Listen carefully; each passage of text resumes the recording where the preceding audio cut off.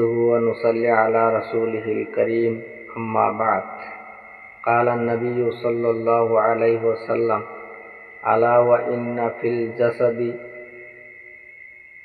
وإن في الجسد مضغة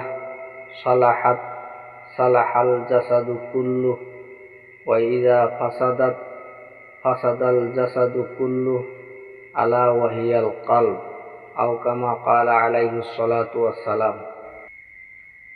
আমি আপনাদের সম্মুখে যে হাদিস শরীফটি তেলাওয়াত করলাম সেই হাদিস শরীফে দুজাহানের বাদশাহ হুজুর আকরাম সাল্লাল্লাহু আলাইহি সাল্লাম ইরশাদ করেন, আলা জেনে রাখো, ওয়া ইন্না ফিল জাসাদি মুজগাহ, মানুষের শরীরে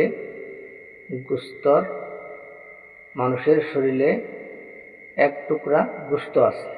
মানুষের শরীরে কি আছে? এক টুকরা গোশত আছে। ইজা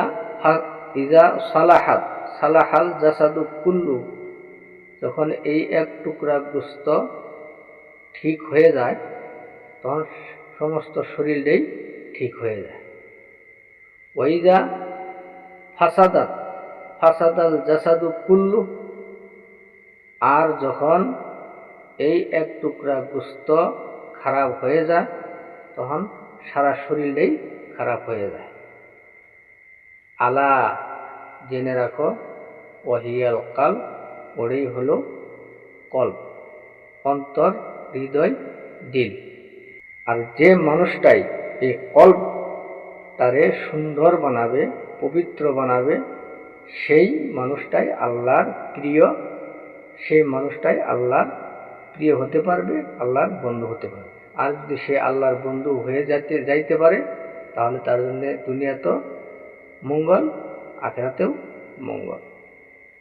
আর যার এই কল্পটা যার ঠিক নেই, সে ঠিক বানাইতে পারলো না, কল্পটারে ঠিক বানাইতে পারলো না, অপবিত্র বানায় রাখলো, তাহলে সে আল্লাহর বন্ধু হতে পারবে না।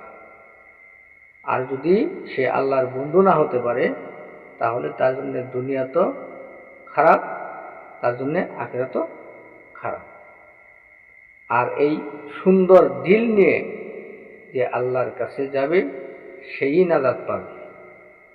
আর এই সুন্দর দিল নিয়ে যদি না যাইতে পারে তাহলে আখিরাতে সে নাজাত পাবে না। আল্লাহ তাবারাকা ওয়া তাআলা আল কোরআনুল কারীমের মধ্যে বলেন, ইল্লা মান আতাল্লাহা বিকলবিন সালিম,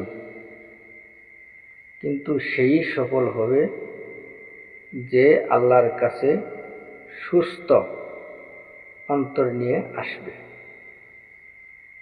আমরা হাদিস এবং কোরআন থেকে এটাই বুঝতে পারলাম যে সুস্থ অন্তর অর্থাৎ পবিত্র অন্তর নিয়ে যে আল্লাহর কাছে যাবে সে নাজাত পাবে, আর যে অপবিত্র অন্তর নিয়ে আল্লাহর কাছে যাবে সে নাজাত পাবে না।